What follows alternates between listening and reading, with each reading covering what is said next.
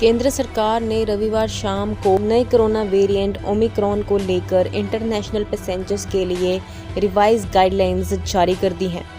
अब international passenger को सफ़र शुरू करने से पहले अपनी ट्रैवल हिस्ट्री और नेगेटिव RT-PCR रिपोर्ट केंद्र सरकार के एयर सुविधा पोर्टल पर अपलोड करनी होगी। केंद्रीय गृह मंत्रालय ने दिन में इमरजेंसी मीटिंग के दौरान नई गाइडलाइंस को नए सिरे से पेश करने की बात कही थी। नई गाइडलाइंस में किसी भी इंटरनेशनल डेस्टिनेशन से भारत आने वाले यात्रियों से उनकी पिछले 14 दिन की ट्रैवल हिस्ट्री का रिकॉर्ड मांगा जाएगा, यानी वे इस दौरान किस किस देश में गए। यह कवायद इसलिए की जा रही है ताकि यह देखा जा सके कि इस दौरान वे केंद्र सरकार की तरफ से एट रिस्क लिस्ट में शामिल देशों में तो नहीं गए।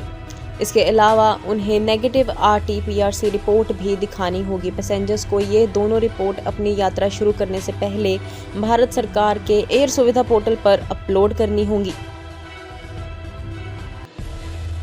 केंद्र सरकार ने रविवार शाम को नए कोरोना वेरिएंट ओमिक्रॉन को लेकर इंटरनेशनल पैसेंजर्स के लिए रिवाइज गाइडलाइंस जारी कर दी हैं। अब इंटरनेशनल पैसेंजर को सफ़र शुरू करने से पहले अपनी ट्रैवल हिस्ट्री और नेगेटिव RT-PCR रिपोर्ट केंद्र सरकार के एयर सुविधा पोर्टल पर अपलोड करनी होगी। केंद्रीय गृह मंत्रालय ने दिन में इमरजेंसी मीटिंग के दौरान नई गाइडलाइंस को नए सिरे से पेश करने की बात कही थी। नई गाइडलाइंस में किसी भी इंटरनेशनल डेस्टिनेशन से भारत आने वाले यात्रियों से उनकी पिछले 14 दिन की ट्रैवल हिस्ट्री का रिकॉर्ड मांगा जाएगा, यानी वे इस दौरान किस किस देश में गए। यह कवायद इसलिए की जा रही है ताकि यह देखा जा सके कि इस दौरान वे केंद्र सरकार की तरफ से एट रिस्क लिस्ट में शामिल देशों में तो नहीं गए। इसके अलावा उन्हें नेगेटिव RT-PCR रिपोर्ट भी दिखानी होगी। पैसेंजर्स को ये दोनों रिपोर्ट अपनी यात्रा शुरू करने से पहले भारत सरकार के एयर सुविधा पोर्टल पर अपलोड करनी होगी। केंद्र सरकार ने रविवार शाम को नए कोरोना वेरिएंट ओमिक्रॉन को लेकर इंटरनेशनल पैसेंजर्स के लिए रिवाइज गाइडलाइंस जारी कर दी हैं।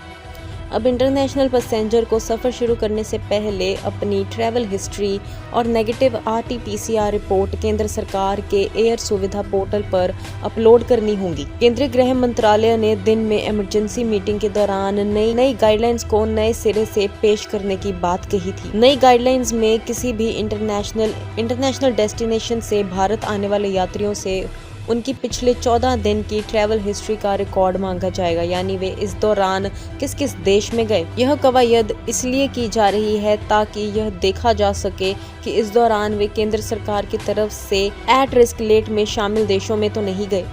इसके अलावा उन्हें नेगेटिव RT-PCR रिपोर्ट भी दिखानी होगी। पैसेंजर्स को ये दोनों रिपोर्ट अपनी यात्रा शुरू करने से पहले भारत सरकार के एयर सुविधा पोर्टल पर अपलोड करनी होगी।